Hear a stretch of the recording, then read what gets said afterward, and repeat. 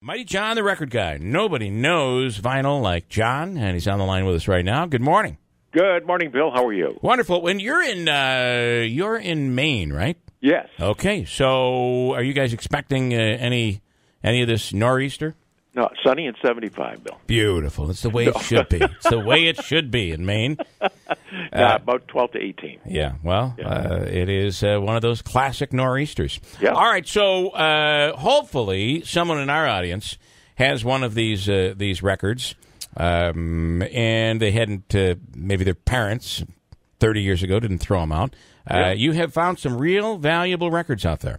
Well, every month we put out a list of records worth $100 or more, but for March we're bumping it up. We have 10 records for you, each worth $500 or more. Okay. Let's see if you have any of these. Okay.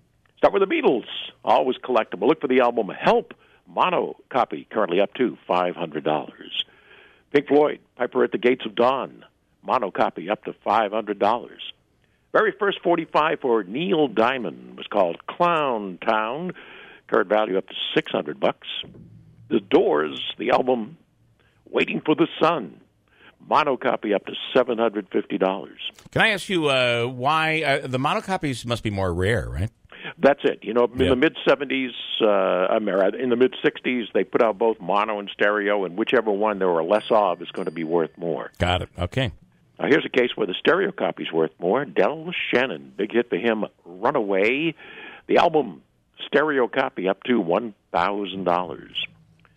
Elvis, Good Rockin' Tonight, 45 on Sun Records up to $1,500. Just came out with a new price guide on promo records to go to radio stations because they're often worth a lot more than the commercial copy, so look for those words, not for sale or promotional copy. This time around, Blind Faith, the Blind Faith album, promo copy, mono copy, currently up to $2,000. Wow. Commercial copy about $40, so you can see the big difference.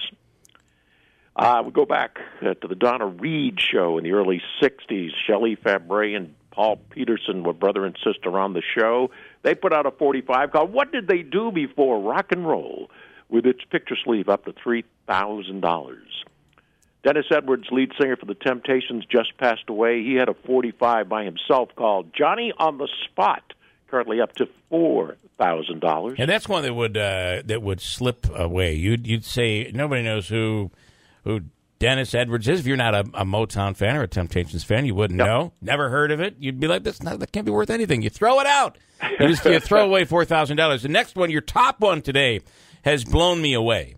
There's a form of collectible music known as pre-war blues. These are blues records that came out prior to World War II. We talked about 78s, and, I had somebody just recently say, I've got a whole bunch of 78s for you, and I'm like, right? Because so oftentimes, they're in boxes, they have amazing covers, but the value most times is just next to nothing. Well, there are exceptions, and here's one. Blues records. This time around, a guy by the name of Blind Percy had a record called Coal River Blues. This came out in 1927. Current value, up to $20,000. $20,000. And they're out there. Yeah. It's just a matter of knowing, especially estate sales are a good source of finding these. Yeah, especially with you see the 78s.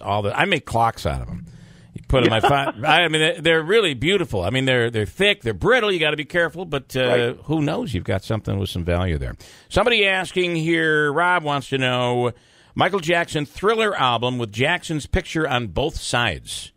On the vinyl itself, yes, there are quite a few of them out there, but these picture discs of Thriller are up to $400. Up to $400. Nice. Nice. Yeah, we always say up to because condition, of course, is very important. Key. All right. John, as always, they can go to the website. How do they get their information? They can always contact you if they have a question. Yeah, moneymusic.com, moneymusic.com. We have a big sale right now on our website, half price off our record collector kit at moneymusic.com. All right, John. Thanks so much. Mighty John, the record guy. Mr. Vinyl. Nobody knows it like John. I want to go to Derek just quickly. Once again, Broadway, Utica, faced with snow. It happened during Cinderella, and Derek, here we go again.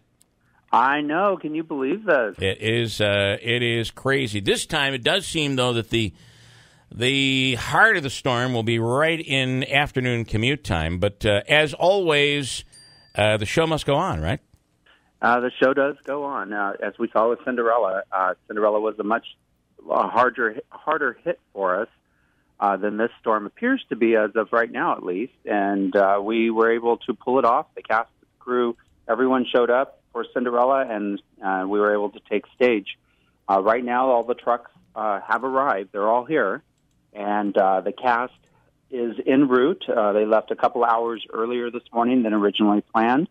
I was on the phones with them last night, and when they got off the stage at Amherst, and we kind of laid out their plan for them this morning, and they're going to be here. They're going to make it. Looks like it's all going to work out. You still have some seats available for tonight? Absolutely.